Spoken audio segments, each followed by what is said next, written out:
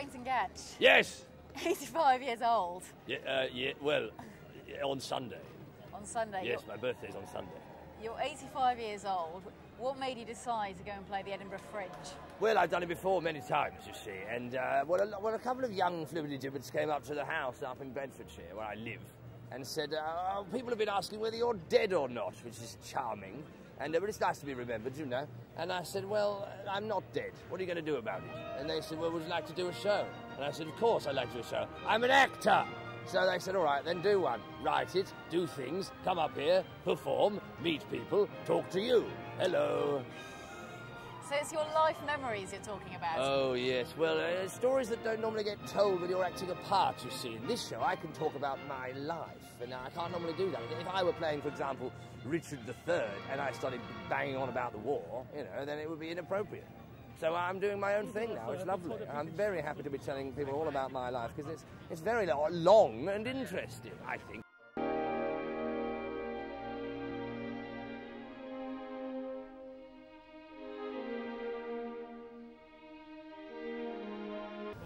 Now, is it true that you're really good mates with Brian Blessed and Sir Donald Sinders? Well, now Brian and I, we've been friends for a long time. He's a mentalist, but Donald. Well, yeah, I've always had a great admiration for Donald, but it's funny. Every time I remember when Donald and I were supposed to meet, it never actually happened, and it was just a curious coincidence. But I remember one time I was having dinner at Claridge's, and somebody said, "Oh, Sir Donald Sinders around the corner with his lovely wife Diana dining," you know. And I went, "Oh, great!" Went round to see him, and just found an empty table. And a maitre d' told me that it was only a couple of seconds I missed him by, and they must have been in a terrible rush because their desserts were only half eaten, and they hadn't retrieved the coach from the cloakroom. It's a little spooky, isn't it? So yes, I vaguely know Donald, but Brian and I are very good friends. And I believe that Hannah Gordon helped you with your play as well. Oh, Hannah's a delight, an absolute delight. I've known Hannah for several centuries, and she asked me to do a watercolour challenge episode a few years ago, and I took her up on it immediately. Massive fan of the programme, love art. Yes, and we filmed it down in her garden, her very own garden down in Surrey. It was a delightful afternoon. Well, you can see a clip of it in the show. If you come, you come in? Of course. Oh, good. Would I ever miss it? Yes. Yes. Now then. Well, I don't take offence to this, Sir Barrington, here we go. But why have so many people not heard of you, about you? I apologise, but, you know, I've said I'm interviewing you, and quite a few people have said, haven't heard of Sir Barrington Ganch. Well, they're lying. It's a conspiracy. I don't know what it is. All right, I have done a couple of bad films and a couple of TV episodes that, well, all right, they didn't quite make it onto the scheduling. But it doesn't mean that I'm not a professional actor with a great deal of history and knowledge. People that say that they haven't heard of me, well, they're probably very young. I'm assuming you're talking about people under 35, because people under 35 don't tend to know who I am, yes. But, no, as you say, I'm not offended, although it was terribly rude of you to say it. Yeah, sure. Just what? Barrington, that wasn't your makeup for falling off there, was it? No. Well, all right. I mean, I'm 85, well, nearly 85, and under the lights, I like to have a little bit of slap, you know, just to define the features, because they can get a bit flat in old age, you know, a bit flat. So, all right, yes, I do wear a little bit of makeup, but only on stage. You've caught me just as I've come out of rehearsal for my one-man show, My Life is Art, and I've got a bit of slap on, yes. Thank you for calling attention to it. You are awfully offensive, aren't you? Was I this offensive with David Coverdale? Now then, the last question is just, there's a lot of, you know, young whippersnappers at the festival as well. On bikes. There's you, Jim Bowen and Joan Rivers. Jimmy Bowen. Over the age of 60. So what do you think of all the young competition? Are you afraid of it? Well, I don't think Jim Bowen's afraid of young competition, and Joan Rivers certainly isn't. She's fierce. Isn't she fierce? But I've always been a great fan of Joan. In fact, it might seem odd to say, but I've got rather a thing for her, so I'm hoping that she might come and see my show, and maybe, I don't know, you spend that much time watching someone talk, you can fall in love quite easily. I'm not going to say the same about Jim Bowen, although he's got a lovely chin. So as an old member of the festival, how are you feeling about appearing at the Fringe? Of course, I'm terribly nervous. But, it's been a while since I've done a show. The last thing I did was an insurance company advert with Frank Windsor. But you know, when it's in your blood, you don't tend to lose it. So yeah, certainly rather. in the Royal Mile in Edinburgh and I've stumbled upon Sir Barrington Ganch in the street. Not that he is on the streets quite yet. I know things haven't got quite that desperate yet, my dear. Review's going quite well, though, I hear. Yes, perfectly pleasant. No real complaints yet. Do you read them all? I was talking to a couple of comedians and they say they try and ignore them. They get rather worried about them. No, I have them read to me, of course, but no, it doesn't faze me. I've had all sorts of terrible reviews, and throughout my enormously long 70-year career, I've even had 2 or 3 good ones, so I'm well versed in all sorts of approaches. Who reads them to you, your butler? No, Boyd is a housekeeper of mine, yes. Lovely lyrical voice he has, you see. Exactly. Now then, what do I want to ask you? Well, make it up. I know I'm doing it. So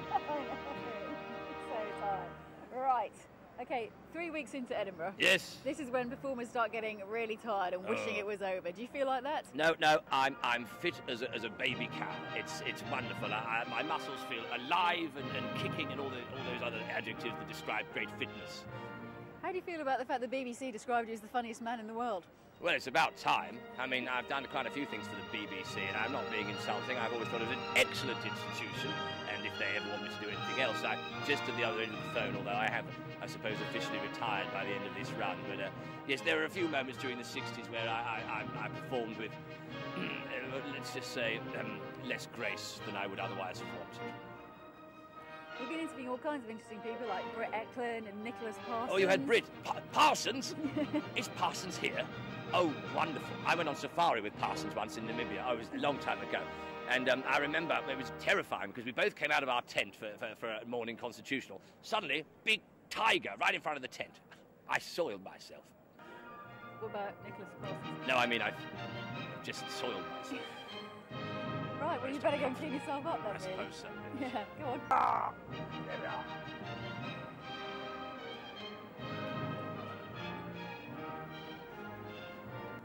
So Nicholas Parsons was describing himself as an all-rounder. I mean, TV, theatre, the lot, and, you know, felt he wanted recognition for that. What about yourself, Sir Barrington? Well, I mean, speaking of Parsons, I mean, he's been at the top of his game for centuries, and he, like Ian Botham, is a very, very good all-rounder. But yes, I suppose I've had my fingers in a number of pies, literally in some cases. I wouldn't say I had one particular strength, although speaking, I think, has to be at the top of them. Yeah. Actually, Parsons owes me a watch. The reason I don't have a watch on at the moment is because about 4 years ago we were at a party and Parsons got very drunk and took it for a magic trick, smashed it to bits, the sod, so he owes me a watch. I wish we could have interviewed you both together. Yes, so, well, we can always give him a ring, can't we? Get him on the blower. He'll be asleep now, probably. Something or like having that. sex. I think you're in money for... With my collar. Do you want to do it? Ah, grazie.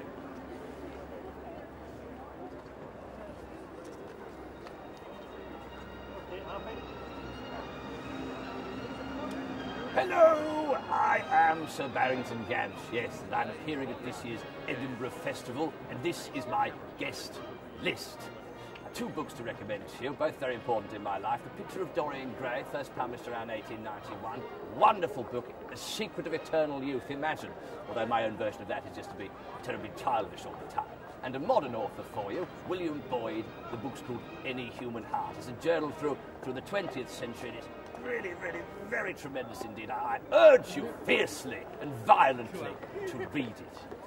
In terms of films, I've been in a couple of bad ones, but I think my favourite 2 are Kind Hearts and Coronets, featuring Dennis Price and the immortal Alec Guinness. And also, I very much enjoyed Police Academy 1, particularly when the old actor George Gaines, who plays Commandant Lassard, has a lady under his podium, and she does something rather naughty, which I'm not allowed to go into. Musically, I suppose my favourite 2 musicians, artistes, are Debussy, particularly the Sunken Cathedral, and Guns N' Roses' Appetite for Destruction.